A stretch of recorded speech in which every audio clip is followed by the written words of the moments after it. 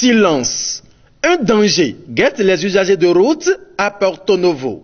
Ici, nous sommes au tournant de la place Bayol, en face du supermarché Copé, à quelques encablures du centre de santé de Oganla. Ce caniveau ouvert au ciel sur ce tournant a déjà été source de plusieurs cas d'accidents de route, surtout pour ceux qui ne s'y connaissent pas la nuit, selon les indiscrétions. À chaque plainte, la mairie y impose juste une barrière et parfois des linteaux qui ne durent qu'un mouchoir de poche. Le pire, c'est en saison de pluie où l'eau occupe et envahit tout l'espace et le trou devient invisible.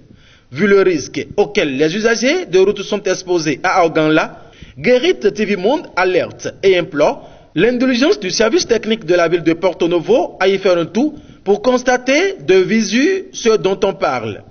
Sûrement après cette descente, une solution durable sera trouvée pour sauver les milliers de vies qui y prennent part chaque jour. Que Dieu fait. Difficile de manger l'omelette sans casser des œufs. De Porto Novo, passant par Apromiserete pour rallier Pobé, sera bientôt chose facile.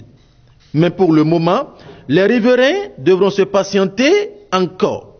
Lentement mais sûrement, les travaux avancent et il faut le reconnaître. Mais de la hauteur de Takon jusqu'à Sakété, tout semble ne pas évoluer comme cela se doit. Si l'on est d'avis que rien ne sait de courir, les usagers de ce tronçon se doivent de respecter les panneaux de signalisation et de déviation implantés de part et d'autre par l'entreprise en charge de ces travaux. C'est aussi une façon de contribuer à la réalisation du programme d'action du gouvernement PAG 2016-2021.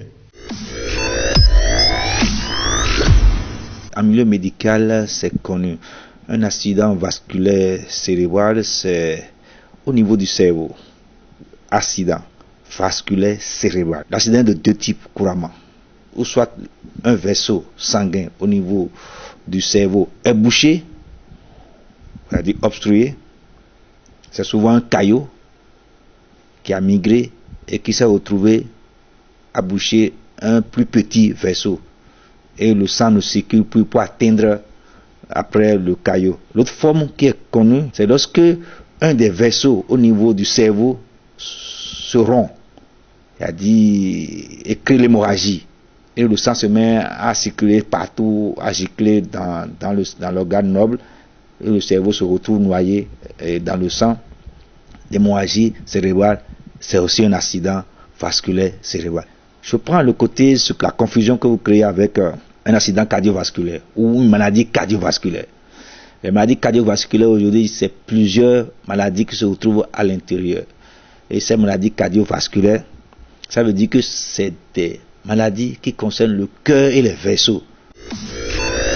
C'était Compil Info sur Guérit TV Monde.